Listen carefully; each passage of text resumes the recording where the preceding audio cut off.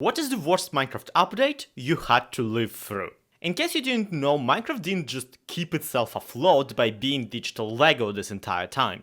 The reason we still rave about the Swedish game of Cube 10 years after the release is because once a year or so, the game receives a massive expansion that freshens up the interest of the fanbase. These updates generally are a volatile mix of fresh in-game features as well as engine tweaks and fixes, and are actually free for anyone who bought Minecraft at any point. Free! So why do we complain about them so much? Well, the thing is that players generally have a pretty deep emotional attachment to their Minecraft worlds. So most of the times, it successfully recreates the effect of coming home to find all your furniture nailed to the ceiling. And admittedly, in the past people got angry about stuff like their PvP cheats not working anymore, their iron farms being too broken, their iron farms being too easy to make, and of course, the monster they wanted in the game being actually added to the game. Still, let's not pretend that the fans don't have valid complaints too. Minecraft is very much a game perpetually self-developing. Issues are gonna crop up, and it's important to talk about them when they do. But what if I told you that there was an update so critical, I can't believe they ever let it release? An update so broken that at the release, even key features of it didn't work as intended. An update that, in attempt to please the fans, broke the very core beliefs of Minecraft development and threw its game design into the era of chaos. I'm talking of course about Minecraft 1.6, the horse update. Yes, I'm about to 100% seriously complain that they added horses to Minecraft 9 years ago, but I promise I have an actual case in just how criminal the release was at the time. And an actual point to this whole thing that may help you live through these trying times when Mojang didn't add to the update features that they never promised to add to the update. So let's go! Now, I admit, no feature actually worked sounds a little bit harsh, given that the game remained perfectly playable even on service. So allow me to show you what I mean with a simple example. Let's see. What's the easiest feature to not mess up? Oh, there it is. Stained Terracotta. 17 regular blocks that don't really do anything. Just new multicolored boxes with smoother texture occupying almost the exact place in the palette as wool at the time. Which raises the question of why even bother adding them if wool already exists and is freely available. And that's just it. Freely available, these new blocks were not. While the builders quickly jumped onto the new more even textures, in survival, the blocks were barely obtainable, because the mesa biomes where terracotta would spawn naturally wouldn't be added until the next update. So on every server, and especially public ones, the rivers and swamps were quickly dug up and destroyed, effectively draining the server off of the new shiny resource. And it's not like digging it out was a walk in the park either. Actually, it was a walk underwater. Because update Aquatic wouldn't introduce proper swimming for literal years, so back then you kinda just walked, made your way through water, very painfully, suffocating the entire time. So this is the perfect example of what I mean when I say the update didn't work. The blocks were technically there, but you couldn't get any without so much headache that you might as well just use wool instead. And this same problem plagued the entire update, even on the meta level. As part of generally improving how the game handled itself, the developers have redone the texture pack system. Yes, texture pack, because back then they only contained alternative textures. The new resource pack system allowed creators to add their own monster noises, block creaks, and even music into the game. It did, however, also demand a completely different file arrangement and immediately broke every single texture pack you'd have, including the one I personally was working on at the time. And that was back before something like Patreon even existed. So without any monetary support, it would take weeks and sometimes months for these fan projects to update. So congratulations, you get this new resource pack system. You don't get a single working resource pack for it. And the custom sounds? They are still mostly ignored by the pack makers to this day. Because all the pack makers already put all the skill points into art and not sound mixing. Admittedly, these are just smaller issues concerning a small part of the player base. Most people don't even use resource packs. Most people don't even care to build with Terracotta. But you know what absolutely everyone expected out of this update? Horses. The hype for the new animal was real. Players I've not seen in months would come back just to get their own personal steed. Service, long thought abandoned, sprung to life from just the hype of there being horse. And all of them were filled with nothing but one question. Yo! How do I craft a saddle? Yep, the primary front and center feature of the whole thing was at the same time spawning all over the place and completely inaccessible to players. Because you can't control a horse without a saddle, and you can't craft a saddle in Minecraft, period. Which led to quite a few million frustrated children, and let's be honest, a few million frustrated adults. Look, there's a reason South Park referenced this Minecraft mechanic, and not like wool blocks. Saddles in Minecraft are only ever found as a dungeon treasure, or traded off of a villager. And villagers, by the way, back in 1.6 were absolutely dreadful to deal with. This meant that only players who specialize in trading and spend hours conditioning villagers have access to new ones, while all the old saddles are long found and probably trashed because before the update they were only used for riding pigs. Well, at least the players got a new lead item. They could just leash a horse somewhere and come back for it once they get a saddle. Oh wait, no. The leads were also buggy as hell, and would break if the player leaves that general area. So the one feature that you'd expect to keep your animals in one place would let go of them as soon as you walk away. Do you see what I mean with the self-defeating nature of this update?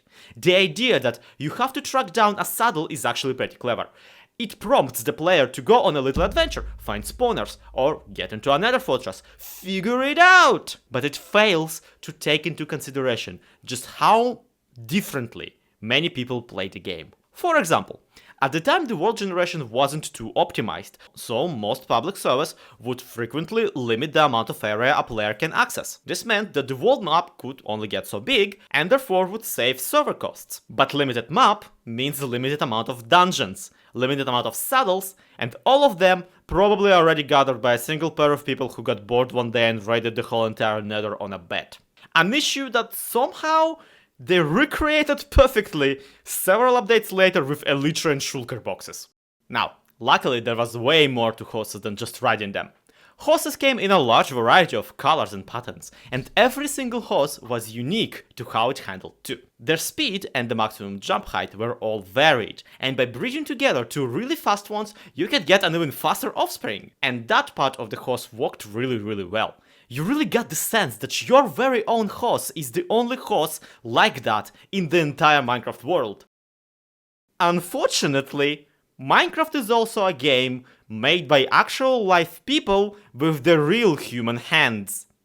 Which is to say, that it is buggy as hell. So no matter how hasty your noble steed was made, the experience of actually riding it will be this jittery mess of stopping every 30 blocks while the game loads up the next part of the map. This was not a new issue either, but it was made less critical before because you simply couldn't move faster than loading.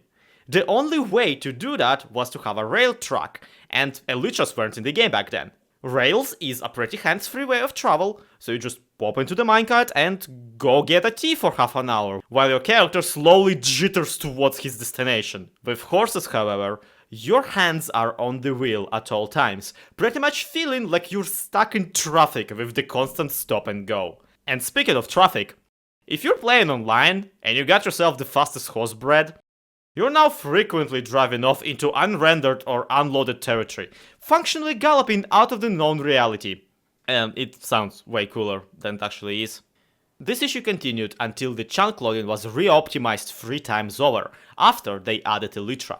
Something about the players flying off into the ground they couldn't even see really made the developers reconsider. But hey, that's just the execution. The idea of having a horse in Minecraft is actually a pretty good one, right? They're kind of medievally like the general feel of the game. They allow you to move faster, and the donkey and mule variants actually let you carry a whole extra inventory long distance. Never mind that the donkeys and the mules were immediately removed on every server as soon as the update dropped, because people would use them to dupe items. But once you look closer, none of the other features were a niche that needed filling either. There was already a utilitarian and a very neat balance to Minecraft animals.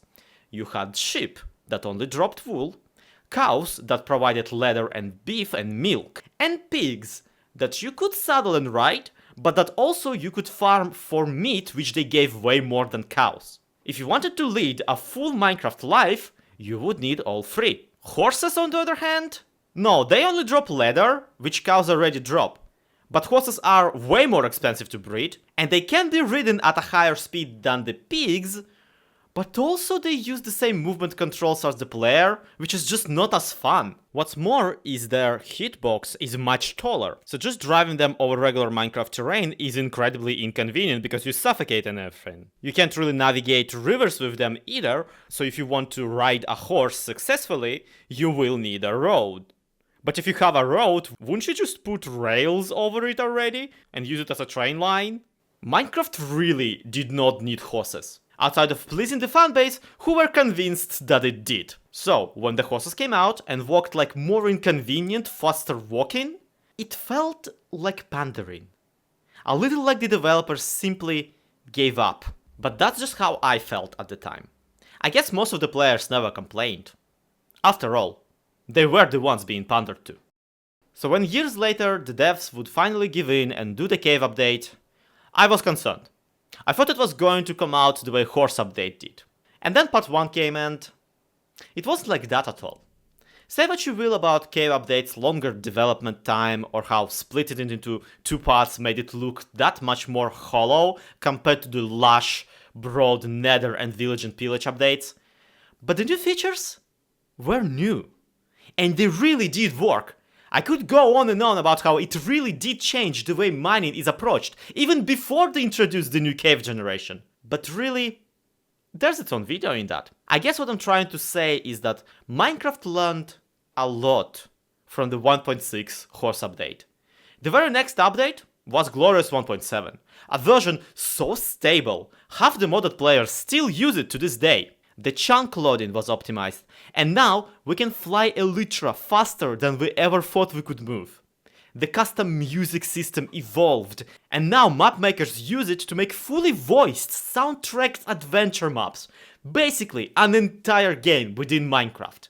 The new, less utilitarian approach to adding mobs untied the hands of the creative team and led to them more willing to mess with how the game world functioned. And even the Terracotta became abundant now that they crammed it all into the Mesa biome, and then immediately introduced glazed terracotta, sand terracotta, and of course, wet sand terracotta. And that's the story of how Minecraft was crap that one time 9 years ago. Looking back, it's amazing how much more stuff they managed to add with every new patch nowadays. If you made it this deep into the video, thank you. From the bottom of my heart. It really is 9 years of rage made manifest. Let me know what was the worst Minecraft update you lived through in the comments down below. Trust my experience, it will be much more productive than making a whole video about it a decade later.